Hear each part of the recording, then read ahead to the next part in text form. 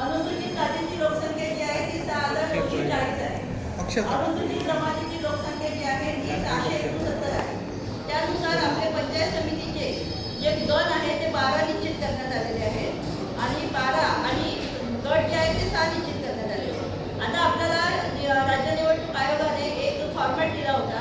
त्या फॉर्मॅटप्रमाणे आपण अनुसूचित जाती, अनुसूचित जमाती, मागास प्रवर्ग आणि खुला याच्या जागा निश्चित आपण केलेल्या आहे. त्याच्यामध्ये अनुसूचित जातीसाठी आपल्याला जो फॉर्मॅट दिलेला आहे त्याच्यामध्ये सूत्र असं होतं की अनुसूचित जातीची लोकसंख्या गुणिले एकूण जागा भागिले ग्रामीण लोकसंख्या आणि मग जी येईल तो गण. त्याप्रमाणे आम्ही त्याच्याप्रमाणे आपल्याला अनुसूचित जाती जी आहे त्याची फक्त एकच जागा निश्चित झालेली आहे.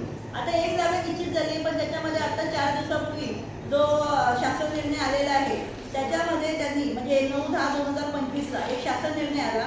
त्याच्यामध्ये आम्हाला सांगण्यात आलं की मागच्या इलेक्शनला म्हणजे मागच्या पंचायत समितीला अनुसूचित जातीची जागा समजा एक असेल आणि ती तेव्हा महिलेला असेल तर ह्यावर्षी म्हणजे ह्यावेळेस पुरुषाला द्यायची किंवा मागच्या वेळेस पुरुषाला असेल तर आता स्त्रीला द्यायची. तर त्याप्रमाणे आपली जे 17मध्ये पंचायत समितीचं इलेक्शन झालं होतं तर ती अर्धाची जी जागा होती ती पुरुषासाठी राखीव होती. त्याप्रमाणे आता आपलं जे सीट निघतंय ते आपण महिलेसाठी आपण आरक्षित करतोय. त्याच्यामुळे अर्धाची एकच जागा आहे जी महिलांसाठी आरक्षित होणार आहे. नंतर अनुसूचित जमातीची जी लोकसंख्या म्हणजे जागा जी निश्चित करायची त्याचं सूत्र पण असंच होतं की अनुसूचित जमातीची लोकसंख्या गुणिले एकूण जागा भागिले एकूण ग्रामीण लोकसंख्या. याच्यामध्ये जर 0.5च्या कमी असेल तर आपलं तिथे 0 जागा येते. त्याच्यामुळे अनुसूचित जमातीची जी जागा आहे ती आपल्याकडे 0 आहे. त्याच्यामुळे आपल्याकडे एकही जागा अनुसूचित जमातीसाठी आपल्याला राखीव ठेवता येत नाही. त्याप्रमाणे आता नागरिकांचा मागास प्रवर्ग जो आहे त्याचं सूत्र असं आहे की अनुक्रमांकामधील एकूण सदस्य संख्या गुणिले 27 भागिले 100 या पद्धतीने आपले तीन जागा ज्या आहेत त्या नामापुरासाठी आपल्याला निश्चित करण्यात आलेल्या आहेत. आणि त्याप्रमाणे आपल्याला महिलांसाठी निश्चित करताना त्याचं पण आपल्याला सूत्र दिलेलं आहे. त्या सूत्रानुसार नागरिकांच्या एकूण जागा भागिले 2 त्याप्रमाणे ह्या 3 पैकी 2 जागा ज्या आहेत त्या महिलांसाठी आरक्षित होणार आहे. नामापुरा महिलांसाठी 2 आणि मग नामापुरा खुल्यासाठी 1 जागा. आणि मग आता उर्वरित म्हणजे आता ह्या 3 आणि 4 गेल्या तर आता 6 उरलेल्या जागा आहेत.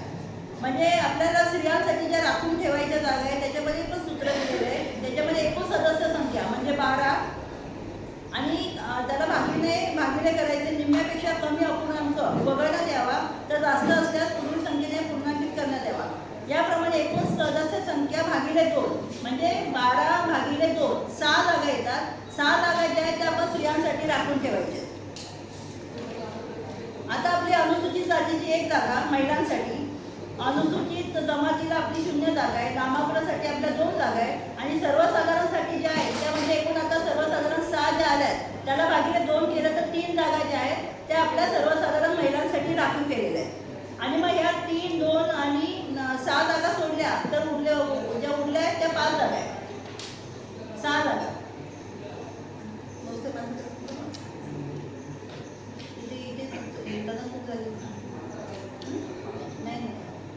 सदस्य संख्या ज्या आहेत त्या 5 जागा आहेत. तुम्हाला सगळ्यांना लक्षात आलं आता अनुसूचित जातीची 1 जागा, नामापुराच्या 3 जागा त्यातल्या 2 महिला 1 पुरुष एकूण किती झाल्या 4. 12तून 4 गेले 8 उरले. 8 पैकी ज्या आहेत त्या खुल्या महिलांसाठी 3 जागा आहेत बरोबर. आणि मग उरलेल्या ज्या आहेत त्या अनारक्षितसाठी आपल्याला 12 पैकी 50% म्हणजे 6 महिला काढायच्या आहेत. एक एससीची गेली नामापुरामध्ये 3 आहे. 3 भागिले 2 जर केलं तर 1.5चा स्टार्टिंग येईल तर 1.5 म्हणजे 2 जागा येतात. म्हणजे महिला किती झाल्या 3 झाल्या टोटल. एक एससीची 2 नामापुरा आणि 3 झाल्या. 3 गेल्या आपल्याला टोटल 6 महिला आहे. 6 मधून 3 गेल्या याला सर्वसाधारण 8 पैकी 3 नाही तर असं वाटतं की 669. आता आपल्याकडे जे अनुसूचित जातीचं जे आहे आता आपल्याला सांगितल्याप्रमाणे आपल्याला जे एकूण जे आहे तर जे पहिले 12 जे आहेत ते आपण उतरत्या क्रमाने ज्या केलेल्या आहेत लोकसंख्येनुसार. तर पेंडूरची जी आहे सगळ्यात जास्त लोकसंख्या आहे 952. त्याच्यानंतर सुकरवाड आहे 743, कुंभारमाळ 693, आडवली मारुती 687, कोळी 681, शिरवंडे 517, वराड 436, चिंदर 397, आचरा 391, मसुरे मर्डे 378, कोळम 326 आणि वाईट भूतनाथ 39. याच्यामध्ये म्हणजे जास्तीत जास्त लोकसंख्या जी पेंडूरची आहे आणि पेंडूरची आपल्याला एकच जागा आहे, ती पण अनुसूचित जाती महिलांसाठी. त्याच्यामुळे पेंडूर जे आहे, पेंडूर जो गण आहे तो अनुसूचित जातीसाठी आपला राखीव झालेला आहे. आता आपल्याला जेव्हा आता आपण बाकीचं करणार आहोत तर ह्या पद्धतीने आपण चिठ्ठ्या केलेल्या आहेत. आता ही पेंडूरची जी आहे ती आपल्याला बाजूला काढून ठेवावं लागेल. 12 चिठ्ठ्या. हां, 12 आपले जे गण आहेत एकूण 12, त्याच्यामध्ये हा पेंडूर एक आहे, त्याच्यानंतर आडवळी, मालवी, भिवंडे, आचरे, कोळम, मसुरे मर्डे, कोळी, सुकरवाड, वराड,